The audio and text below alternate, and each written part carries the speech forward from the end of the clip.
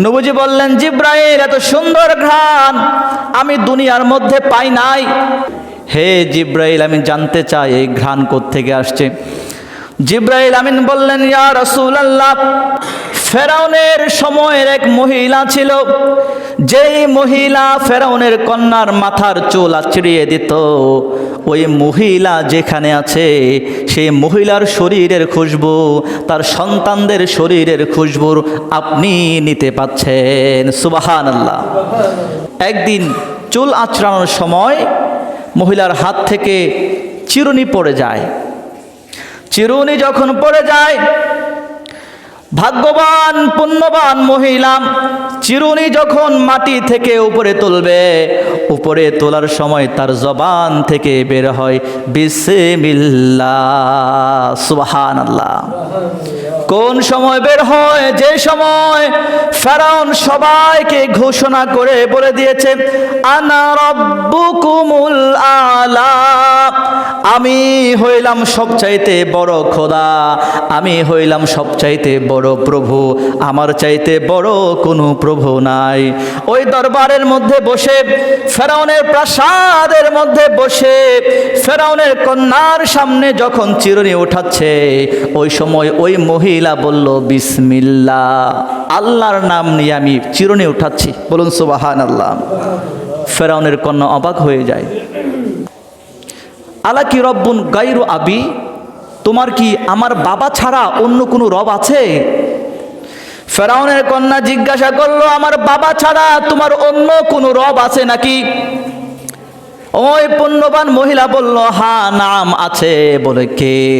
বলে রব্বি আল্লাহ। শুনে নাও, শুনে নাও, আমার রব হলো একজন, তিনি হলেন আল্লাহ। ফেরাউন কন্যা অবাক হয়ে যায়, কি বলে, কি বলে?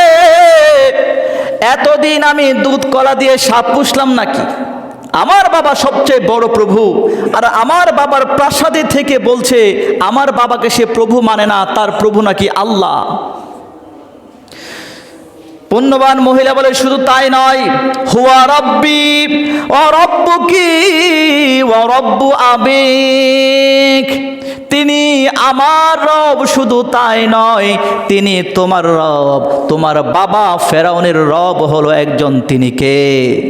জোরে বলেন, তিনি কে? আল্লাহ। আমাদের রব একজন, তিনি কে? আল্লাহ। ফেরাউনের কন্যা ভাগ হয়ে যায়। ভেবে চিনতে বলো, কি বলছো তুমি? আমার তো জানা ছিল না তুমি এই বিশ্বাসী। ফেরাউনের কন্যা তার বাবাকে খবর দেয়, বাবা দেখো এই মহিলা কি বলে। ফেরাউন আসে, জিজ্ঞাসা করে, আলা কি রব্বুন গায়রি, আমি ছাড়া তোমার অন্য কোনো রব আছে? বলে আছে, আমার রব একজন, তিনি হচ্ছেন আল্লাহ, আমি তোমাকে রব মানি না। ফেরাউন তাকে নির্যাতন শুরু করে দেয়। বলো তোমার রব আমি ফেরাউন, তুমি তোমার আল্লাহকে ভুলে যাও, আমি ফেরাউনকে সবচেয়ে বড় রব হিসেবে মেনে নাও। যদি তুমি আমাকে মেনে নাও, রব হিসেবে আমায় মেনে নাও, আমি তোমাকে নির্যাতন থেকে পরিত্রাণ দিয়ে দেব। ওই মহিলার সন্তান ছিল, সমস্ত সকল সন্তানদেরকেও অত্যাচার করতে লাগলো। অত্যাচারের এক পর্যায়ে যখন ফেরাউন কোনোভাবে তাদেরকে মানাইতে পারছিল না, ফেরাউন সবাইকে ডেকে বলল, বিশাল একটা গরুর আকৃতির ডেকচি, সেটার মধ্যে পানি তেল দিয়ে সেই তেলকে গরম করলো। গরম করতে করতে যখন উত্তপ্তের উচ্চতর সীমায় পৌঁছে গেল, ওই মহিলাকে বলে, শোনো, তুমি যদি আমাকে রব মেনে না নাও, আমি তোমাকে, তোমার সন্তানকে, তুমি যে সন্তানটাকে কুলে নিয়ে আছো শিশু সন্তান, তাকেও এই উত্তপ্ত তেলের মধ্যে নিক্ষেপ করব। চিন্তা করে দেখো তুমি কি করবা। মহিলা বললেন, আমি রব মেনেছি একজন, তিনি হলেন আল্লাহ। সেই রবের জন্য যদি আমার জীবন দিতে হয় জীবন দেব, আমার সন্তানদেরকে যদি কোরবান দিতে হয় আমি কোরবান দেব, আমি একটি মুহূর্তের জন্য তোমাকে রব মানব না। ফেরাউন চিন্তা করলো, এবার মহিলাকে শাস্তি তো দেব, তবে তার শাস্তিটা আমি ভিন্নভাবে দিব। কোনো মায়ের সামনে যদি তার সন্তানকে আঘাত করা হয়, মায়ের সহ্য হয়? হয় না। মায়ের সামনে যদি তার সন্তানকে মেরে ফেলা হয়, কোনো মায়ের সহ্য হবে না, মায়ের কলিজাটা বের হয়ে যায়। ফেরাউন চিন্তা করল, যদি তার সামনে তার সন্তানদেরকে আগে হত্যা করি, উত্তপ্ত তেলের মধ্যে নিক্ষেপ করে, তাহলে হয়তো সে বুঝবে, আমাকে রব মেনে নেবে। তার প্রথম সন্তানকে উত্তপ্ত তেলের মধ্যে নিক্ষেপ করে আর বলে, বলো তোমার রব কে? মহিলা বলে, আমার রব একজন, তিনি হলেন আল্লাহ। দ্বিতীয় সন্তানকে উত্তপ্ত তেলের মধ্যে নিক্ষেপ করে বলো, তোমার রব কে? বলে, আমার রব হলেন একজন, তিনি হলেন আল্লাহ। এরকম যখন শিশু সন্তানটা, যে সন্তান তার কোলের মধ্যে ছিল, ওই মহিলার শিশু সন্তানকে তার কাছ থেকে কেড়ে নিয়ে যায়, কেড়ে নিয়ে বলে, যদি তুমি আমাকে রব হিসেবে মেনে না নাও, তোমার অন্যান্য সন্তানদের মতো এই শিশু সন্তানটাকেও উত্তপ্ত তেলের মধ্যে নিক্ষেপ করব। বলুন নাউজুবিল্লাহ। আমাদের রব কয়জন? একজন। আমাদের রব কয়জন? পৃথিবীর সমস্ত নির্যাতন যদি আমাদের উপর চলে আসে, পৃথিবীর সমস্ত আঘাত প্রতিঘাত বিপর্যয় যদি আমাদের উপর নেমে আসে, আমরা কি এক সেকেন্ড আল্লাহকে ভুলে থাকতে চাই? চাই না। আমাদের রব একজন, আমাদের প্রভু এক, এক নবীর উম্মত, জীবন বিধানেক ঐশী বাণী কোরআন। ঠিক না? আমাদের প্রভু এক, এক নবীর উম্মত, জীবন বিধানেক ঐশী বাণী কোরআন।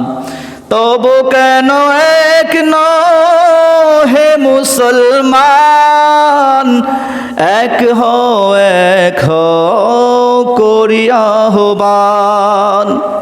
তবু কেন এক নও হে মুসলমান, এক হও করি আহ্বান। কথা বলেন ঠিক কিনা? আমরা মুসলমান, আমাদের এক একজনের এক এক মত, এক এক পথ, এক এক সিদ্ধান্ত থাকতে পারে, কিন্তু ইসলাম এবং মুসলমানদের উপর যখন আঘাত আসবে, তখন আমরা সবাই ঐক্যবদ্ধ হয়ে এক কাতারে লড়তে চাই। কথা বলেন ঠিক কিনা?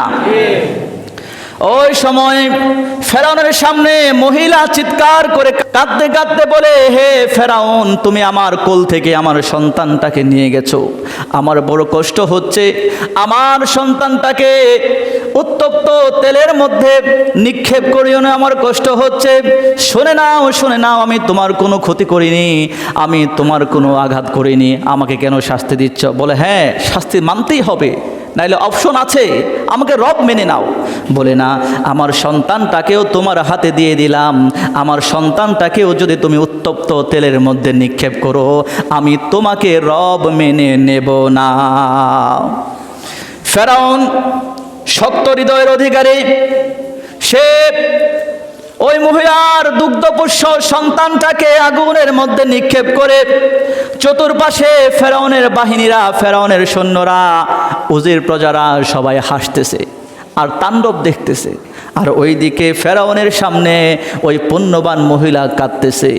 হঠাৎ করে শুনতে পায় ওই উত্তপ্ত পাতিল থেকে, গরম তেলের পাতিল থেকে একটা আওয়াজ আসছে। সেই আওয়াজটা হলো দুগ্ধপুষ্য শিশু, সেই শিশু সেই পাতিল থেকে বলতেছে, ও আমার মা, চিন্তা করো না, চিন্তা করো না, বিমর্ষ হয়েও না, চিন্তিত হয়েও না, আমি আরামে আছি, আমি ভালো আছি। ফাইন্নাকি আলাল হক, ও আমার মা, আমি যেমনি ভাবে এই আগুনের মধ্যে, উত্তপ্ত তেলের মধ্যে নিক্ষিপ্ত হয়েছি, আমার কোনো কষ্ট হচ্ছে না। ও আমার মা, তোমাকেও যদি নিক্ষেপ করা হয়, তোমার কোনো কষ্ট হবে না। কেন? ফাইন্নাকি আলাল হক, কারণ তুমি সত্যের উপর প্রতিষ্ঠিত আছো। সুবহানাল্লাহ। আল্লাহুম্মা সাল্লি আলা মাওলানা মুহাম্মদ ওয়া আলা আলি সাইয়্যিদিনা মাওলানা তো সম্মানিত হাজরিন, যেটা বলতে চাচ্ছিলাম, ওই সন্তানের কথা শুনে ওই যে মহিলা কাঁদছিল, পুণ্যবান মহিলা, তার হৃদয়টা বড় হয়ে গেল। সে আনন্দ চিত্তে বলতে লাগলো, আমাকেও এই উত্তপ্ত তেলের মধ্যে নিক্ষেপ করো, আমিও আমার সন্তানদের সাথে জান্নাতে যেতে চাই। ফেরাউন আর কাল বিলম্ব না করে ওই মহিলাকেও উত্তপ্ত তেলের মধ্যে নিক্ষেপ করে আল্লাহ পাক রব্বুল আলামিন ওই মহিলাকে, তার সন্তানদেরকে জান্নাতি হিসেবে কবুল আর মঞ্জুর করে নিয়েছেন। সুবহানাল্লাহ। জিবরাইল আমিন বললেন, ইয়া রাসূলুল্লাহ, এই আপনি যে খুশবু পাচ্ছেন, এত সুন্দর স্মেল পাচ্ছেন, সেই স্মেল হলো ওই মহিলা এবং তার সন্তানদের। কিতাবের মধ্যে এসেছে, পৃথিবীর মধ্যে চারজন শিশু অবস্থায় কথা বলেছে, এর মধ্যে একজন হইল এই সন্তান। বলুন না সুবহানাল্লাহ। এই জন্য আমাদের জীবনে যত বিপর্যয় আসুক, যত বালা মুসিবত আসুক না কেন, আমরা সব সময় আল্লাহর উপর ভরসা রাখব। কোনো বান্দা যদি আল্লাহর উপর ভরসা রাখে, পৃথিবীর বিপর্যয় তাকে তার ঈমান থেকে 1 ইঞ্চি পরিমাণ নড়াতে পারে না।